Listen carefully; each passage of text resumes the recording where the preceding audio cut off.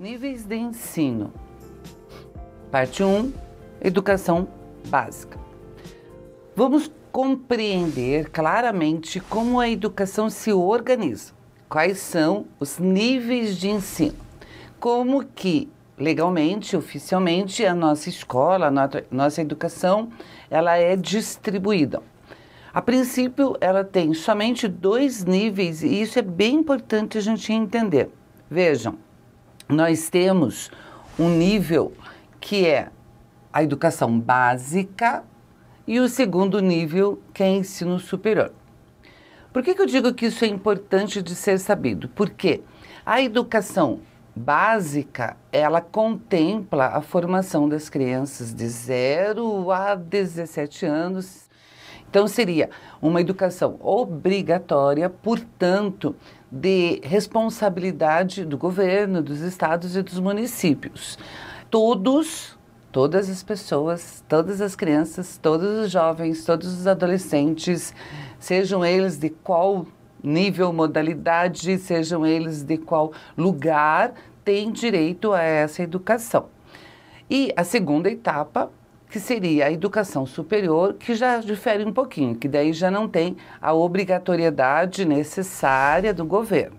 A educação básica, que é o nosso foco, ela está organizada na educação infantil, no ensino fundamental e no ensino médio. A educação infantil, ela contempla a creche e a pré-escola. O ensino fundamental, nós temos os anos iniciais, ou ciclo 1, ou de 1º a 5º ano, e os anos finais, ciclo 2, de 6º a 9 anos. E, por fim, o ensino médio, que seria de 15 a 17 anos, se for considerada uma idade padrão. Por que a gente traz isso e quer discutir isso com vocês? Como a lei oferece e obriga, quer dizer, os pais são cobrados, a sociedade é cobrada se essas crianças, se esses jovens não vão para a escola nessas faixas etárias, ela, por outro lado, também é responsável, então ela tem que subsidiar essa educação. Essa educação atende a todos os tipos de crianças, sejam crianças ditas normais, sejam crianças com deficiência, seja a população indígena, seja a população de jovens e adultos. Aquelas idades determinadas, elas são uma idade padronizada, é dentro daquela faixa. Porém, ela pode se estender, ela pode avançar. Esses detalhes em relação à diversidade, em relação à inclusão, é muito importante que a gente entenda, que a gente tenha clareza. Por exemplo, eu tenho um aluno, eu tenho um filho, uma criança com altas habilidades e superdotação e eu quero que ele avance, eu quero que ele vá para a universidade com 13, 14 anos. Isso pode acontecer, isso é possível, porém não está previsto na lei. Se uma criança de 14 anos ele quiser ir para a faculdade, tem todo um procedimento diferenciado do que a lei preconiza, do que é homologado na lei. Nós precisamos entender isso, saber isso e ter essa consciência. De quem é a responsabilidade da educação? A princípio, as competências seriam assim. A educação infantil dos municípios, ela é gratuita, mas ela não é obrigatória. É interessante isso. O ensino fundamental é responsabilidade dos municípios, as fases iniciais, e do Estado, as fases finais, a segunda fase. Ela é obrigatória e gratuita. E o ensino médio, que é responsabilidade do Estado, que é obrigatório e gratuito. Isso está na nossa legislação, porém, muitas vezes não é isso que acontece. Algumas instituições estaduais atendem o ensino fundamental e o ensino médio, né? A segunda fase do ensino fundamental. Eu até acho, sinceramente, que essa classificação ela deveria ser retomada. O ensino fundamental eu dividiria em 2 partes, né? Ela é dividida em 2 partes, mas eu nomearia, eu daria nomes diferentes para compreensão. Porque o ensino fundamental, do 1º ao 5º ano, é responsabilidade do município. Mas, às vezes, o Estado atende. E do 6º ano ao 9º ano é da responsabilidade do Estado, mas, às vezes, o município atende. Por ser obrigatório, ela tem que estar disponível. Ah, na minha região não há escolas públicas para atender as crianças do 1º ao 9º ano. A legislação apregoa que, se não houver instituições públicas para atender essas crianças, elas têm que ser atendidas em instituições privadas e quem tem que pagar isso seria o próprio Estado.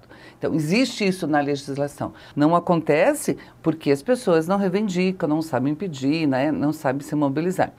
A educação infantil, por outro lado, ela é prioridade, ela faz parte da educação básica, mas por não ser obrigatória, o Estado não tem essa responsabilidade. Então, essa diferença é bem interessante. A organização. Nós estamos acostumados, estamos habituados, temos como construção histórica a organização da escola por ano, né? Passei de ano, reprovei de ano, e esse às vezes divididos em semestre, o primeiro semestre, o segundo semestre. Mas há possibilidades da gente fazer uma organização diferente. Ela normalmente é organizada por séries anuais, certo? Ou semestrais. Mas ela pode ser organizada assim por ciclo. Em alguns estados a gente tem. Ela pode ser organizada em períodos alternados, interessante, por grupos não seriados, não há necessidade de ter uma seriação. Ela pode ser organizada também por competência. Eu tenho interesse em trabalhar com as diferentes competências para atender a diversidade dos meus alunos. Existe essa possibilidade? A lei permite isso sim. Mas por que ela não é feita? Porque os alunos transitam por diferentes escolas, diferentes estados.